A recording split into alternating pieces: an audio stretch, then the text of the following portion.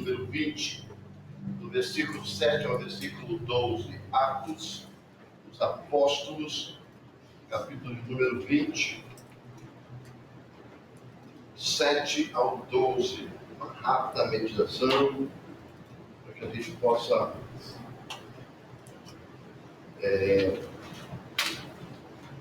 meditar a palavra do Senhor esta noite, em nome do Senhor Jesus Cristo. Vamos.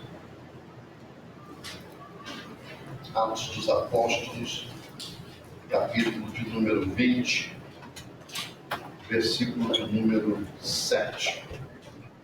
Deixa eu ver se eu consigo ler lá em cima. Deixa eu ver a minha Bíblia aqui. Se eu conseguir lá, consigo ler aqui. Atos 20, versículo de número 7. Paulo se direcionando a um certo lugar e ele pregou durante uma noite. À noite ele foi pregar em um certo lugar onde ele queria pregar há um bom tempo. Algumas vezes ele tinha tentado, pela sua viagem, pelas atividades que havia acontecido com ele, ele não pôde pregar nesse lugar, mas nesse dia parece que aprove o Senhor permitiu a pregar e ele foi pregar nesse lugar, e aí a gente vai entrar nessa história que está escrita aí. Vamos ler lá em Atos 20, versículo 7. E no primeiro dia da semana juntou-se discípulos para partir o pão. Paulo, que havia de partir no dia seguinte, falava com eles e prolongou a prática até a meia-noite. Era o último dia de Paulo nesse lugar, e Paulo ia partir no dia seguinte, então eles celebraram uma ceia, né? Uma ceia, como os judeus sempre faziam, sentavam à mesa, partiam o pão, distribuíam entre si, e ali tinha uma comunhão. E Paulo estava ali, naquele momento, reunido com o povo, para ministrar a palavra do Senhor. E a Bíblia continua dizendo assim: e havia muitas luzes no cenáculo onde estavam juntos. Algumas versões diz que essas luzes são candeias. Outras versões são luzes mesmo. Sabendo que naquele tempo não tinha luzes, não tinha luz como essa. Eram candeias, eram lamparinas. E quando essa palavra foi escrita por Lucas, contando esse ato de Paulo ali em Atos dos Apóstolos, ele está contando que havia ali muitas luzes.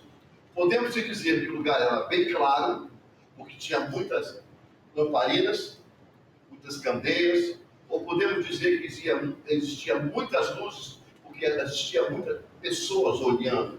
A Bíblia diz o seguinte: os nossos olhos são como candeias. Se os nossos olhos forem bons, nós teremos coisas boas, veremos coisas boas. Como será bom o seu coração, o seu sentimento, a sua alma? Se os nossos olhos forem maus, nós teremos mal. Então mal será o nosso coração. Então os nossos olhos são candeias. E a Bíblia também nos relata lá no livro de Salmos que luz para a minha palavra, luz para o meu caminho é a tua palavra, Senhor. Então, a gente trazendo toda esse linguajar da Bíblia, a gente chega à conclusão que essa palavra do Senhor que estava ali, estava sendo ministrada, e os olhos das pessoas eram as luzes, mesmo sabendo que tinham luzes no lugar, mas estavam de olhos abertos, vivos, ouvindo a palavra de Deus, desfrutando da palavra de Deus. Aí vamos juntos, vamos lá. Aí o texto continua: estando um certo jovem, o nome Eutico, assentado na janela, caiu do terceiro andar. Então a gente sabe que essa casa tinha 3 andares. E ele estava na janela, de tão cheio que estava. Talvez o único espaço que ele encontrou foi lá em cima na galeria. Talvez, olhando dentro dessa atmosfera aqui, dentro dessa geografia, estava lá na galeria assistindo a mensagem. Ele estava sentado no terceiro andar, tomado de um sono profundo, que lhe sobreveio durante um tenso discurso de Paulo, e foi levantado morto.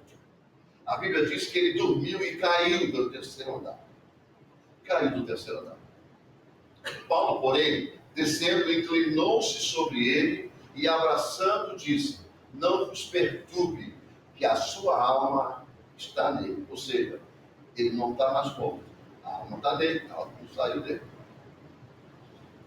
E subindo, e partindo o pão, e comendo, e ainda lhe falou largamente até a alvorada, e assim partiu. E levaram vivo o jovem, e ficaram tão pouco. E levaram vivo o jovem, e ficaram não pouco consolados. Aqui a gente chega à conclusão que eu chego nesse texto lido de Atos 20. Primeiro, é que a gente tem que prestar bem atenção no que a gente está vendo no nosso dia a dia. Sabe por quê? Porque a gente vê pessoas dentro da igreja, os olhos delas estão quase que escuros espiritualmente. Elas não conseguem ver a luz mais. Elas não conseguem ver mais a luz. Porque se a palavra do Senhor é lâmpada para os nossos pés, então é a luz que nós precisamos ver. Né? A gente encontra pessoas que entram na igreja de um jeito e saem, às vezes, até pior do que entrou. Por outro lado, nós vemos pessoas que chegam na igreja, olham a igreja e começam a olhar outra coisa que não seja a palavra do Senhor. Talvez olhe o pregador que não goste, talvez olhe o barulho que não goste, talvez olhe as luzes que não gostam, talvez olhem a cor de alguma coisa que não gostam. Elas estão olhando para tantas outras coisas, mas os olhos delas estão mortos. E é por isso que a gente encontra inúmeras pessoas que estão deixando as igrejas. Por quê? Porque a gente tem aquele jargão que a gente fala de dizer assim: olhe para Jesus, não olhe para isso, não olhe para aquilo. E na verdade, a gente tem que olhar para Jesus. Essa é a função principal de cada um de nós. Olhar para quem é líder. Porque se nós estamos numa linha reta e nós estamos perdendo o foco do líder, nós vamos desandar no meio do caminho.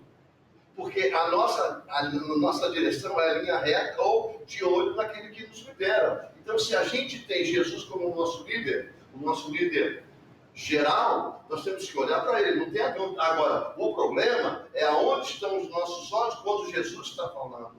É aonde estão os nossos olhos quando Jesus está caminhando. Por quê? Porque senão a gente se perde dentro do grupo. É por isso que a gente vê muita coisa acontecendo.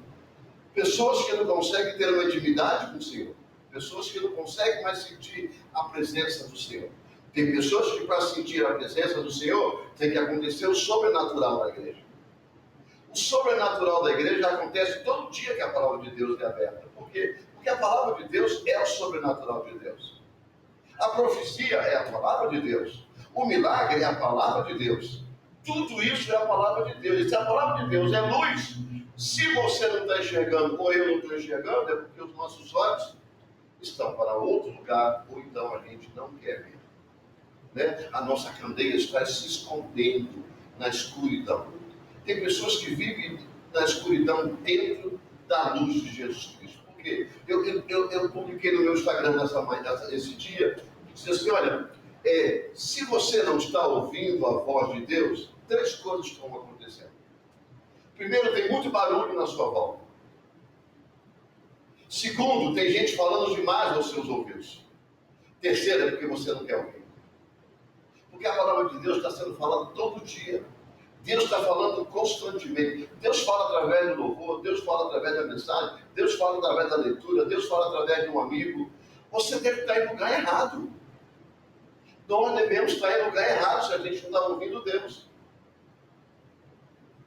Porque se a gente vê as pessoas muito materialistas, muito familiar. Né? Se viaja, o filho fica, eu tenho que ligar para falar com meu filho, eu sou saudade do meu filho. Mas se viaja, o filho vai para a igreja, ela nem liga para saber, nem se preocupa saber se teve culto, se foi tudo bem, se foi tudo mal. Se está trabalhando, não preocupa nem saber se teve culto, se está tudo mal, qual foi a palavra do dia, qual foi o texto que foi lido, que eu quero ler aqui em casa. Irmãos, a gente As pessoas estão furando o nosso olho espiritual. Se a gente não deparar com as coisas que estão acontecendo, se a gente não cuidar da nossa candeia, sabe, da nossa lamparina, sabe o que vai acontecer? O que aconteceu na parábola das 10 virgens. Jesus vai voltar e a gente não vai estar preparado, porque estamos dormindo e a nossa lamparina, a nossa luz está apagada. Eu não consigo dormir no escuro, no escuro, no escuro, no escuro. Eu não consigo ter gente que só pode ser escuro para dormir. Se eu dormir no escuro, no escuro, no escuro, se eu levantar à noite, eu estou caindo por cima de tudo. Porque na casa da gente, a gente consegue gravar onde é a parede, onde é a porta do quarto que a gente dá. A gente tem uma noção dentro na mente, mas sabe onde ficam as coisas. Eu tenho, mas com sono eu não consigo me lembrar dela. Nunca consegui, porque fui acostumado a dormir com uma luzinha acesa. Não é uma luz como essa, mas uma luzinha no canto da sala. Eu fui acostumado. E aquela luzinha na sala é meu ponto de observação, de leitura do local. Eu sei onde estou tudo. Eu não me preocupo. Caso contrário, eu tenho dificuldade. Mas tem gente que não tem essa dificuldade. Está acostumado. Isso é uma questão natural das coisas. Mas não pode aplicar isso no reino de Deus. A gente não pode dormir dentro da igreja, no mundo, no reino de Deus, porque a gente não vai ver Deus. A gente não vai ter um discernimento dele. E a gente está perdendo o ângulo disso. Sabe? Eu não estou falando para você que está aqui, nós estamos falando para a igreja em geral. É por isso que você está vendo pessoas na igreja totalmente perdidas. A gente está vendo pessoas ao nosso cerco, né, que precisam de ouvir uma palavra de Deus, mas elas não conseguem alcançar o alvo. Porque elas não têm noção, elas estão cegas. Irmãos, olha, eu vou dizer uma coisa para você. Vocês sabem que eu não sou um lunático. Eu não sou um lunático. Eu não sou um pastor caxias. Eu não sou um pastor fanático. Eu sou um pastor que eu tenho crença, eu tenho fé em Deus. Eu não sou esses pastores que ficam condenando tudo que os crentes têm. Não, eu não sou disso. Eu acho que nós somos adultos. Nós podemos negociar com tudo que nós temos sem perder o foco de Cristo. Mas muitas das vezes o telefone está cegando a gente. A internet está cegando a gente. Por quê? É muito mais gostoso saber de uma fofoca, de uma moda, agora então mais do que nunca, de um noticiário, do que abrir uma Bíblia para poder ler a Bíblia no telefone, pelo menos, que está na mão ali. Tem pessoas que a gente senta para conversar, lógico que a conversa era ampla, para todos os setores, né? Mas depois de uma mensagem. Mas tem pessoas que você senta sem ser uma mensagem, as conversas são outras. Por quê? Os olhos não estão mais voltados para Deus. Os olhos estão voltados para as coisas que estão acontecendo. Estou muito preocupado comigo mesmo. Mas eu não estou preocupado com o que Deus pode fazer comigo se eu perder a luz de Deus. Se os meus olhos se fecharem, meus olhos forem escuros, o que vai acontecer? Não consigo enxergar. Lembra aquele cego que estava lá na Bíblia, lá no Novo Testamento, que Jesus passa o negócio nos olhos dele e fala assim, agora você vai lá no poço, vai lá no lago, né? E se banha, lava o seu rosto lá no lago. E ele foi lá, ele lavou o rosto, quando voltou, eu não consigo enxergar direito, Jesus. Eu estou vendo homens como árvore. Então, peraí, vai lá, lava de novo. Lavou, agora eu consigo ver claro. Porque o que Jesus quer é que a gente tenha uma vista clara, que a gente consiga enxergar a luz, sabe? A luz de Jesus, ela tem que ser enxergada como você olha para essa e olha para o sol. Você depois não consegue ver mais nada. É exatamente assim que Deus quer que a gente ande. Não que a gente seja, sabe, coloque para não olhar para os lados, não. Você vai olhar para os lados, mas quando se tocar de luz de Deus, a gente tem que ter a noção que essa aqui é a luz que nos guia. Mas para isso, nossos olhos têm que estar abertos, tem que estar acesos, tem que estar ligados. Senão a gente não vê. O que Paulo fala para essas pessoas é justamente isso. Olha, esse jovem estava em pleno culto. A palavra estava tão ruim para ele que ele caiu e dormiu. Irmão, eu não estou aqui fazendo alusão às pessoas que dormem na igreja de cansaço. Claro, não é essa a minha intenção. A minha intenção é que esse perdeu, enquanto todo mundo estava com as suas luzes acesas, ele caiu no terceiro andar. Por quê? Porque ele dormiu. Porque estava ruim a conversa para ele. Que quando a pregação está boa, ninguém dorme. É por isso que muitos preferem barulho na igreja. Gritos, rodopios, trovões, relâmpagos. Porque mantém eles abertos, ligados. Eles têm que estar ligados. Eles precisam estar ligados a alguma coisa. Mas Jesus diz, não, peraí, sabe, não é assim. Você tem que estar ligado em mim. Eu não estou no barulho. Eu não estou no trovão. Apesar de ter criado tudo isso, eu não estou lá. Isso Deus provou para Elias. E quando você esperou o céu quebrar, rachar todo nos barulhos, eu vim falar contigo num vento bem suavezinho. Para você entender que eu não estou preso a coisas. Eu sou dono de tudo.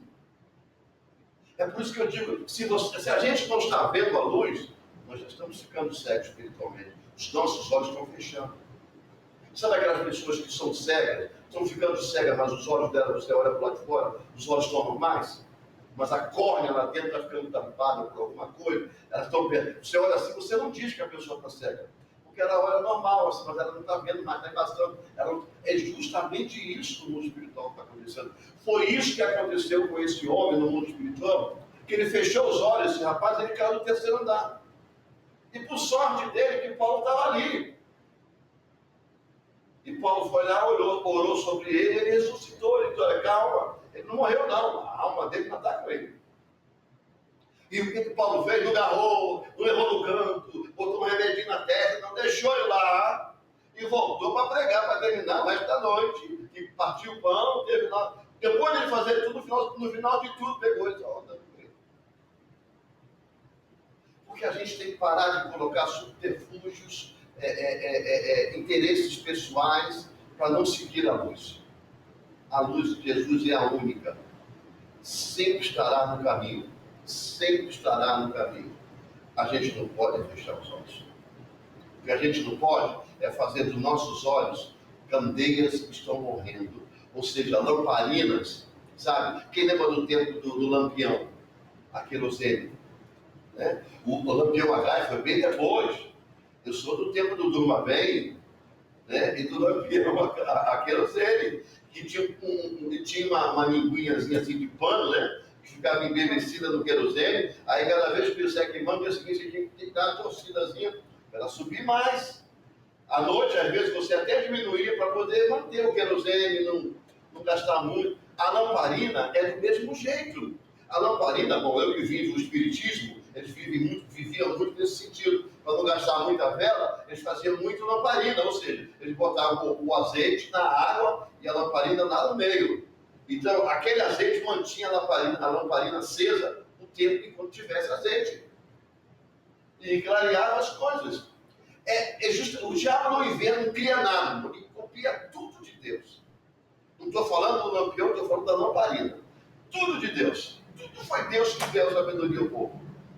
Entendeu? Então, o que pode fazer é o seguinte: não adianta você pegar o lampião na noite e botar tão baixinho ao ponto que ele apagar. Porque aí você vai ter dois trabalhos.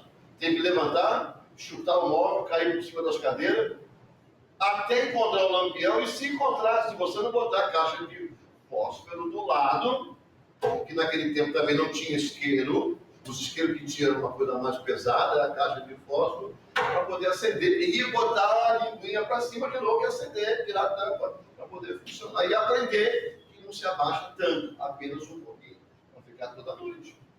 No dia seguinte tem que abastecer de novo. A vida com Deus é desse tipo.